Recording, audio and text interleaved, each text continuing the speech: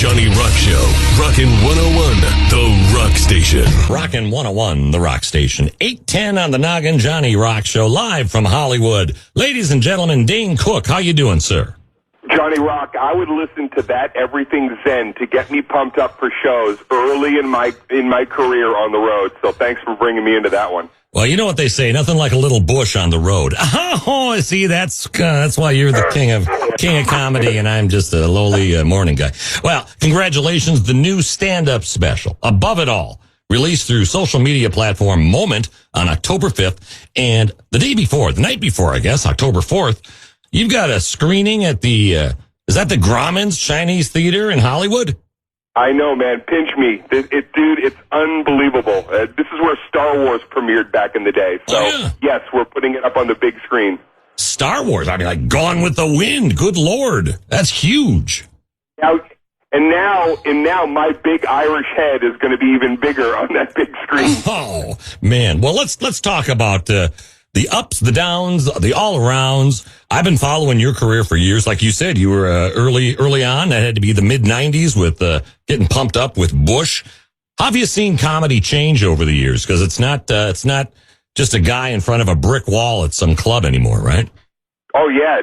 It's turned into such a 24-hour business. You know, comics today are so entrepreneurial, and there's podcasts, and there's like 9 different lanes that you can put yourself in. Back then, there was one, and it was like you got on the road, you drove gig to gig, you really didn't know where you were going a lot of the time. I would sleep in my car, you'd get paid in chicken wings, and then maybe you'd entertain 11 people in the middle of nowhere somewhere, pull out that Thomas guide, and then try to figure out where the next destination was with no GPS, just that Thomas guide and a road map.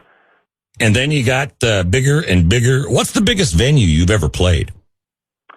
The largest venue I ever played solo was probably Madison Square Garden or Boston Garden. I think those are around 20,000. I did do a show one time that was about 60, but that was a huge outside festival.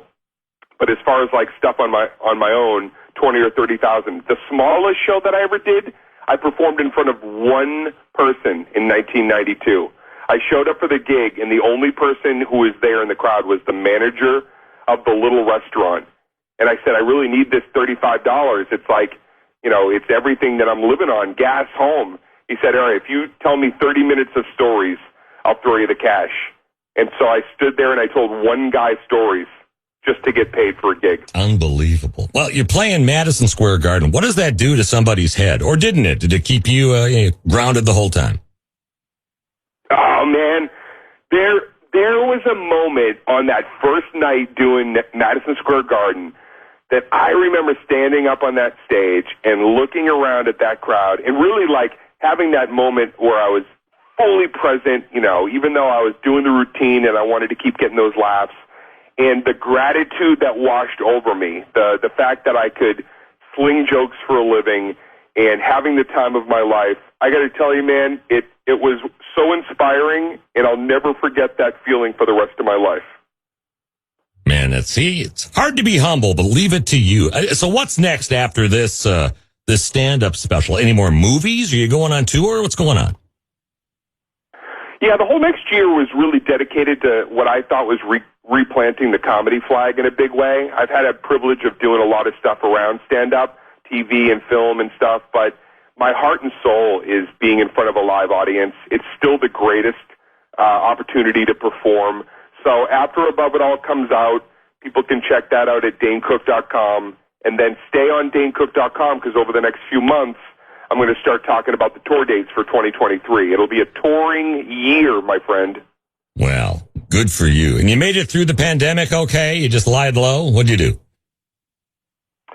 Yeah, it was funny because I had a few friends that I put on a Zoom, and we did a live read over Zoom with Fast Times at Ridgemont High.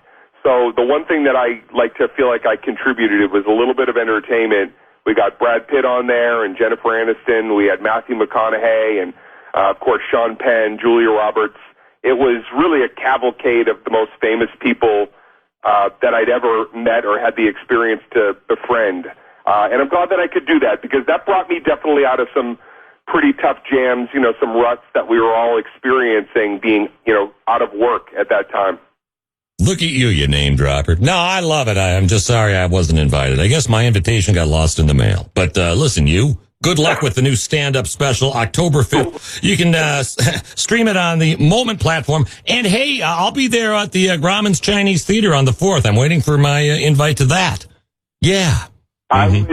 I would love to have a red carpet conversation with you live in the press, man. Let's do it. Oh, I'll dress up like Marilyn Monroe. Have you seen that new movie, Blonde, on Netflix, by the way? Oh, my God. I just watched it yesterday. There is a scene. JFK doesn't come off too good, but that's another story for another interview. I swear to God. Well, I heard that was spectacular, so that'll be next up on my queue when I have a little downtime. Please. Okay, Dane Cook, best of luck. Come on back to the Johnny Rock Show anytime. Okay, sir? You're the best, man. Thank you so much. Oh, thank you. You're the best. The Johnny Rock Show. Rockin' 101. The Rock Station.